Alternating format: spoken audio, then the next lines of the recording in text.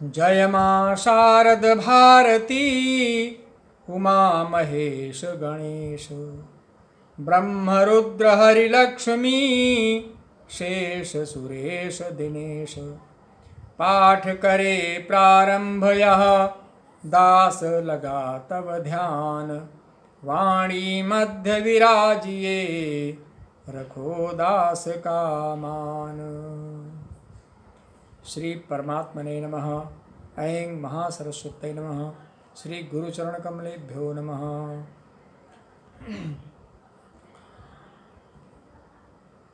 सर्वेभ्यो नमो नमः।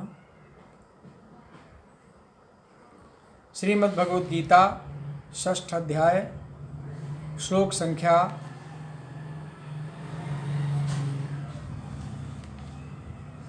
35 से प्रारंभ हो रहा है यह शेष भाग। इसके पूर्व श्लोक संख्या 34 तक पूर्व के वीडियो में हम सब ने अध्ययन किया, पठन किया, मनन किया, श्रवण किया। अर्जुन के मन में शंका हुई है, एक प्रश्न उठा है कि मन बड़ा चंचल है, मन को कैसे स्थिर किया जाए। इसको स्थिर करना, इसे वश में करना तो ठीक वैसे ही है जैसे वायु को वश में करना। वायु को वश में करना बड़ा ही कठिन है, दुष्कर है, अर्थात असंभव माना गया है। तो उसी प्रकार से अर्जुन भी मन को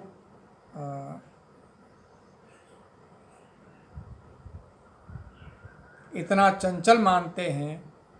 मानते क्या है, मन तो चंचल होता ही है। तो कहते हैं, हे प्रभु, मन इतना चंचल है कि इसको वश में करना बड़ा ही कठिन है। इस विषय में आप हमें कुछ उपदेश दें। तो भगवान क्या कहते हैं? श्री भगवान वाच असंशयं महाबाहो मनो दुर्निग्रहं चलम अभ्यासेन तु कौन्तेय वैराग्येण च गृह्यते। कहते हैं अभ्यासेन विद्या, करत करत अभ्यास के जड़मति होत सुजान। रसरी आवत जात ते सिल पर परत निशान।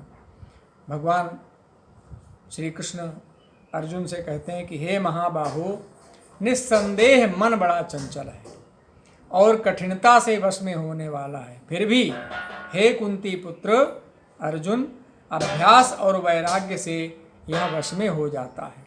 अभ्यासेन वैराग्येण च गृह्यते। मन चंचल है, वश में कठिनता से आने वाला है, फिर भी अभ्यास से और वैराग्य से यह वश में हो जाता है।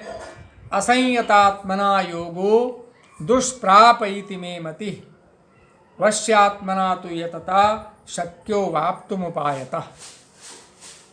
जिसका मन वश में किया हुआ नहीं है, ऐसे पुरुष द्वारा योग दुष्प्राप्य है। अर्थात जो मन को वश में नहीं कर पाएगा वह योगी नहीं हो सकता। और वश में किए हुए मन वाले प्रयत्नशील पुरुष द्वारा साधन से उसका प्राप्त होना सहज है, यह मेरा मत है। जो मन को वश में कर लेगा वही योग को प्राप्त कर सकता है, और जिसका मन ही वश में नहीं है वह सिद्ध नहीं हो सकता, उसका योग सिद्ध नहीं हो सकता। अर्जुनोवाच। तो इस उत्तर पर अर्जुन ने पुनः पूछा, अयति श्रद्धयोपेतो योगाच्चलित मानसः अप्राप्य योग संसिद्धिं कां गतिं कृष्ण गच्छति। अर्जुन बोले, हे श्री कृष्ण, जो योग में श्रद्धा कर रखने वाला है, श्रद्धयोपेतो किंतु अयति ही योगाच्चलित मानसः, जो योग में श्रद्धा रखने वाला तो है किंतु संयमी नहीं है। इस कारण जिसका मन अंतकाल में योग से विचलित हो गया है, योगाच्चलित मानसः, योग में श्रद्धा तो रखता है लेकिन संयम नहीं रख पाता है, और उस कारण से मन जिसका अंतकाल में योग से विचलित हो गया है, अप्राप्य योग संसिद्धिम काम गतिं कृष्ण गच्छति। ऐसा साधक योग की सिद्धि को अर्थात भगवत साक्षात्कार को न प्राप्त होकर किस गति को प्राप्त होता है। अर्थात जिसे योग की प्राप्ति नहीं होती, भगवत प्राप्ति नहीं होती, उसकी क्या गति होती है। कच्चिन्नो भय विभ्रष्टश्छिन्ना भ्रम्यो नश्यति अप्रतिष्ठो महाबाहो विमूढ़ो ब्रह्मणा पथि। हे महाबाहो, क्या वह भगवत प्राप्ति के मार्ग में मोहित और आश्रय रहित पुरुष छिन्न भिन्न बादल की भांति दोनों ओर से भ्रष्ट होकर नष्ट तो नहीं हो जाता?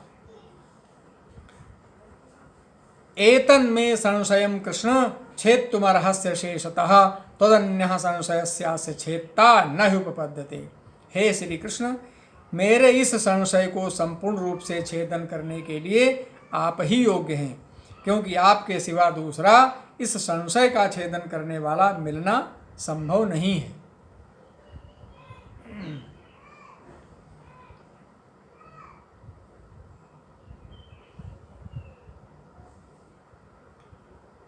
श्री भगवान वाच, तो भगवान श्री कृष्ण क्या बोले? पार्थ नैवेह नामुत्र विनाशस्तस्य विद्यते न हि कल्याणकृत कश्चित् दुर्गतिम तात गच्छति। श्री भगवान बोले, हे पार्थ, उस पुरुष का न एव इह न अमुत्र, उस पुरुष का न तो इस लोक में नाश होता है और न परलोक में ही, क्योंकि हे प्यारे, न ही कल्याणकृत कश्चित दुर्गतिम तात गच्छति, आत्मोद्धार के लिए अर्थात भगवत प्राप्ति के लिए कर्म करने वाला कोई भी मनुष्य दुर्गति को प्राप्त नहीं होता।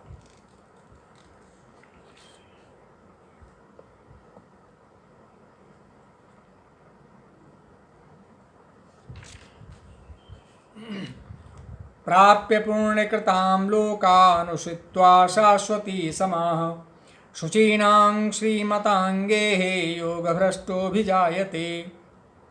योगभ्रष्ट पुरुष पुण्यवानों के लोकों को अर्थात स्वर्ग आदि उत्तम लोकों को प्राप्त होकर उनमें बहुत वर्षों तक निवास करके फिर शुद्ध आचरण वाले श्रीमान पुरुषों के घर में जन्म लेता है।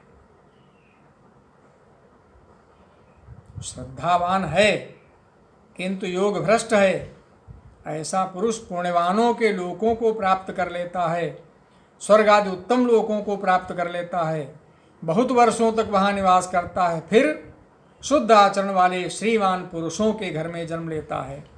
अथवा योगी नामेव कुले भवति धीमताम, अथवा वैराग्यवान पुरुष उन लोकों में न जाकर ज्ञानवान योगियों के ही कुल में जन्म लेता है। एतद्धि दुर्लभतरम लोके जन्म यदीदृशम, परंतु इस प्रकार का जो यह जन्म है जो सो संसार में निस्संदेह अत्यंत दुर्लभ है।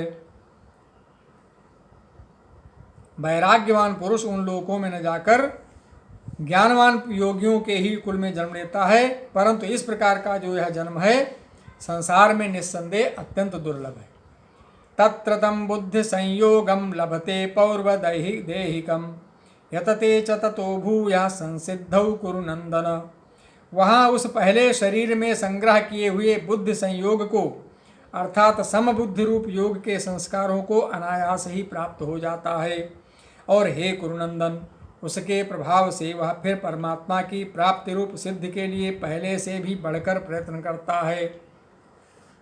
पूर्वाभ्यासेन तेनैव ह्रियते ह्यवशोऽपि सः जिज्ञासुरपि सो योगस्य शब्द ब्रह्माति वर्तते। वह श्रीमानों के घर में जन्म लेने वाला योग भ्रष्ट पराधीन हुआ भी उस पहले के अभ्यास से ही निस्संदेह भगवान की ओर आकर्षित किया जाता है तथा समबुद्धि रूप योग का जिज्ञासु भी वेद में कहे हुए सकाम कर्मों के फल को उल्लंघन कर जाता है। प्रयत्नाद्यतमानस्तु योगी संशुद्ध किल्बिषः अनेक जन्म संसिद्धस्ततो याति पराम गतिम। परंतु प्रयत्न पूर्वक अभ्यास करने वाला योगी तो पिछले अनेक जन्मों के संस्कार बल से इसी जन्म में संसिद्ध होकर संपूर्ण पापों से रहित हो फिर तत्काल ही परम गति को प्राप्त हो जाता है।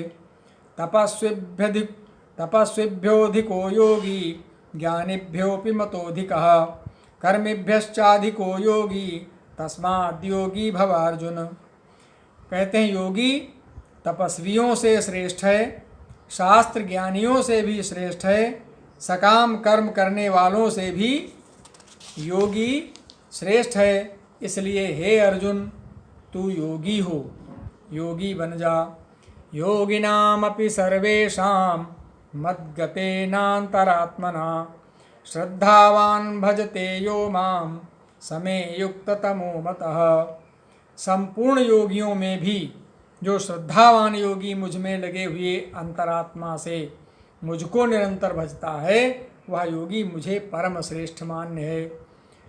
तो भगवान श्री कृष्ण कहते हैं कि हे अर्जुन, सब कुछ त्याग कर, सांसारिक समस्त विकारों का त्याग करके, समस्त पापों का सोच त्याग करके केवल मेरे परायण हो जा और अपना कर्तव्य कर, क्योंकि तू जो भी करेगा वह मुझे ही अर्पण करता हुआ करेगा, और जब मुझे अर्पण करता हुआ करेगा तो उसमें तेरा कोई दोष नहीं है।